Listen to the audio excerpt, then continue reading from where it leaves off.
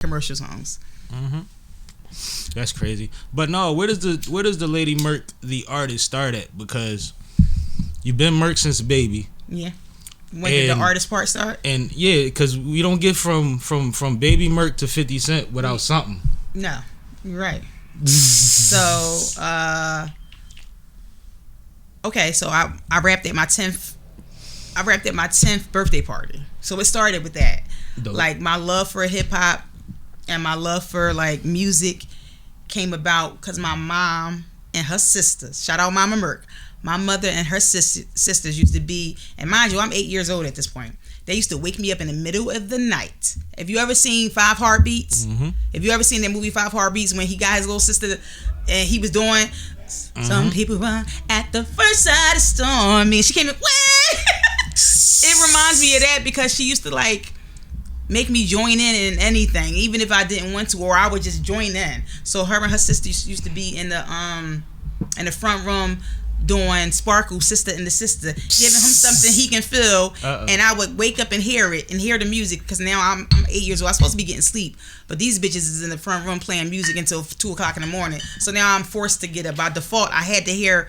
That's why my style of music is kind of like vintage because I grew up listening to music around my mom, my aunts, and my grandmoms where they was playing the Stylistics, playing, Clark Sisters, playing Sisters and the Sisters, watching Sparkle, watching New Jack City, like just like all that old stuff, like that's like old, and people that don't really know about it, I know about it because I was forced into it with my mom and her siblings.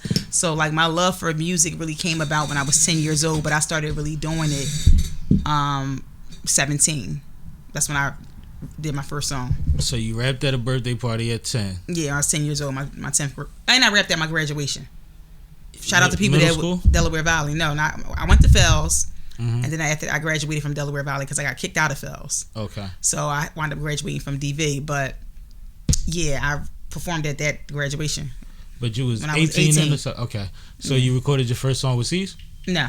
Where you recorded Fat did that track, but that production, Southwest Philly. Oh, all right. Shout out Fat. I don't know if he's still living. I don't even know nothing. That was my first guy, the first guy. And then after that, when I was like in my 20s is when I met C's, like early 20s though, like 21. Mm-hmm. So that wasn't long. That wasn't that long. Yeah. So what was the reception to your first record? Did you let anybody hear it? That shit was whack, man. That shit was ass. That shit was ass. I ain't gonna hold you.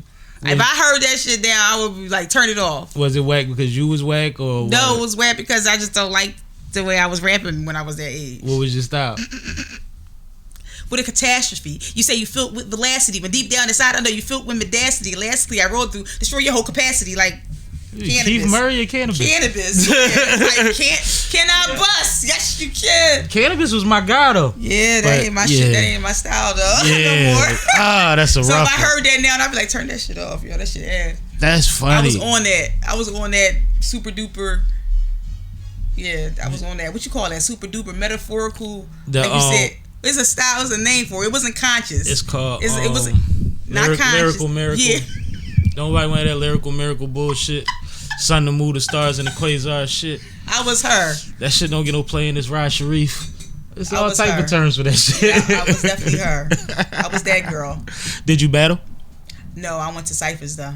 Did Cyphers a lot? Infamous Cypher down Broad Nolly with Dutchy from Major Figures. With Salute Dutch, my guy. With my guy from Uptown, Cassidy. Mm-hmm. You know what I mean? With a couple of niggas, Jay Mills, a couple of niggas was down B&O getting it in, and I was the only girl, right in the middle, like. When the whole crowd used to be going like this, 40 niggas in a circle, 17 years old, right in the middle, blocking the sidewalk for the whole 2-3 hours. That was the twist back then. And then when the 6 bus pulled up, I was out. You used to get on the bus. Right uptown with it, yep. We used to be on the 18 stop or the L stop just watching, like, I ain't going over there. And I used to spit a little bit back then, but nah. But when did you feel like people started recognizing you and noticing and appreciating you as a rapper? At what point did you get to that? Was it the Broad Nolly or was it high school graduation? What happened with the Ram Squad shit? When I did the Sprite tour, like I wasn't a first lady and nothing like that. I think Eve was. How you get on the Sprite tour? How you get with Ram Squad? You skip this shit. Well, no, I'm just saying, like, I was going to get to that, okay. but like, that's why I say I wasn't a first lady or nothing like that, because I remember Eve was, but I remember it was Ram Squad, which consists of Tommy Hill, Boy Backs, 6ix9ine, and I believe Radic or Suave is one of them. But that was Ram Squad.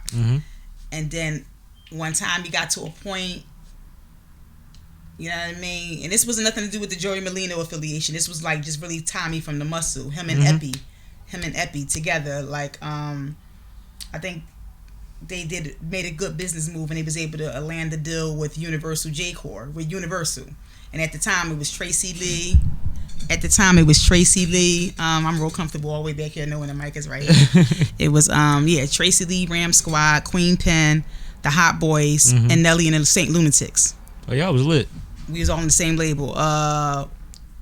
Ram Squad was on the same label as those artists. Right. So that he said, all right, I'm at the point now where I could come up with my own little squad. Like, you know, when it was Wayne versus Young Money, like, I'm gonna come up with my own label, Young Money. Well, he created his own thing called Bankroll, and those artists consist of Lady Merk then, Wiz Gam, E-Rax, Charlie Khan. That was Bankroll. So because of that affiliation with Ram Squad and Universal, I landed on a Sprite tour, and that Sprite tour consists of Major Figures, Ram Squad, Philly's Most Wanted, 100X, and 9 Brigade, I believe. I think 9 Brigade was on that tour. Not sure. That's a lit ass tour. I think it was. And then, and my apologies if I'm wrong, but it was like somewhere around there. And then fast forwarding to me opening up that Powerhouse for Little Kim and Carl Thomas and Maya. Then fast forward me opening up at the Boston Coliseum for 112 Ja Rule, Dave Hollister. Then fast forward into like me being on VH1, Miss Rap Supreme. Because of my affiliation, I started with them. Like I said, I did my first song at Fat Did That Track with That Productions. That shit was ass. But then I started doing like open mics, and then DJ Miz noticed me at Chemistry, and he was like, I'm gonna introduce you to this person. This person introduced me to that person, and that's how I met those folks. And then when the whole Ram Squad thing went left, I ain't saying no dates. When the whole Ram Squad thing went left, Tommy got killed, Boy Bex or somebody got arrested. I don't know. That shit went left. And then I had to be on my own by default. So I was on my own as Lady Merk, and I did my thing from that time up until I changed my name to Tammi fucking G. So how long was the graduation to getting with Ram Squad? How long was that?